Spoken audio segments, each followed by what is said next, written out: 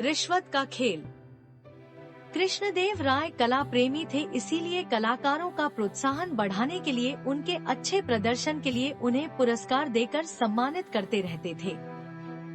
कलाकारों को सम्मानित करने से पहले वे एक बार तेनालीराम से जरूर पूछते थे। महाराज की ये बात तेनालीराम के विरोधियों को बहुत खलती थी। तेनालीराम कुछ दिनों से राज दरबार में नहीं आ रहा था, जिसका फायदा उठाते हुए उसके विरोधियों ने महाराज के कान भरने शुरू कर दिए। उनमें से एक विरोधी महाराज से बोला, महाराज तेनालीराम रिश्वतखोर है। दूसरा बोला, महाराज वह जिसको जितना बड़ा पुरस्कार दिलवाता है उससे उतनी ही बड़ी रिश्वत लेता है। अब रोज दरबार में महाराज को ये ही सब सुनने को मिलता, जिससे महाराज को भी तेनालीराम पर शक होने लगा। जब कुछ दिनों बाद तेनालीराम ने राज दरबार में आना शुरू कर दिया तो महाराज ने उससे कुछ कहा तो नहीं, लेकिन अब उससे कुछ भी पूछना उन्होंने बंद कर दिया। अब तेनालीराम को भी लगने लगा कि उसके पीछे जरूर कुछ बात हुई है, जिसकी वजह से महाराज ने मुझे पूछना बिल्कुल बंद कर दिया है। एक बार दरबार में बहुत सारे कलाकार आए हुए थे। उनमें से तेनालीराम ने एक को छोड़कर सबको पुरस्कार देने को कहा, लेकिन महाराज ने उसका बिल्कुल उल्टा किया। उन्होंने सारे कलाकारों को खाली हाथ ही भेज दिया और उस एक को ढेरों इनाम देकर विदा किया। महाराज का ये रवैया देखकर तेनालीराम अपने आप को अपमानित महसूस कर रहा था। वहीं तेनालीराम के विरोधी ये सब देखकर बहुत खुश थे। एक बार दरबार में एक गायक आया। उसने अपनी कला का प्रदर्शन करने के लिए महाराज की आज्ञा मांगी। महाराज ने अगले दिन उसे संगीतशाला में आकर अपनी कला का प्रदर्शन करने का आदेश दिया। अगले दिन उस गायक का प्रदर्शन देखने के लिए संगीतशाला में काफी भीड़ जमा हो गई थी।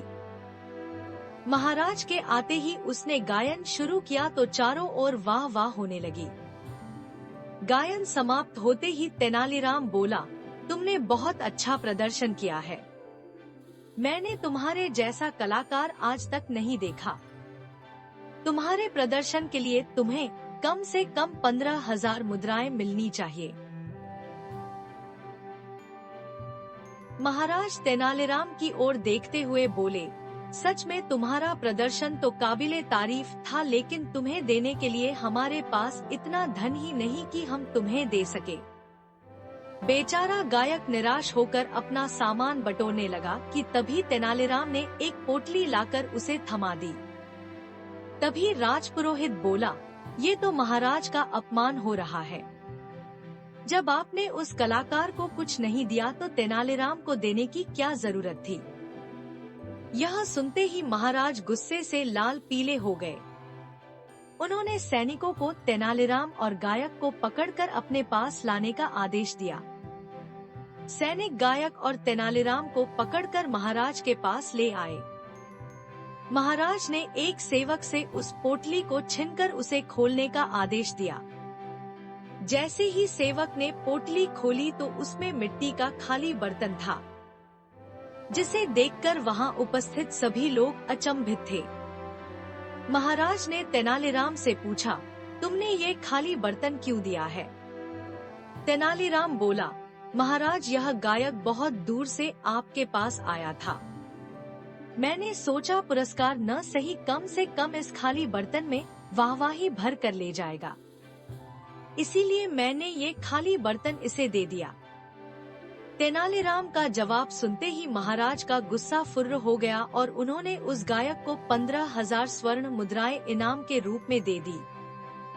इस प्रकार तेनालीराम ने अपने बुद्धि बल से अपने विरोधियों की चाल पर पानी फेर दिया।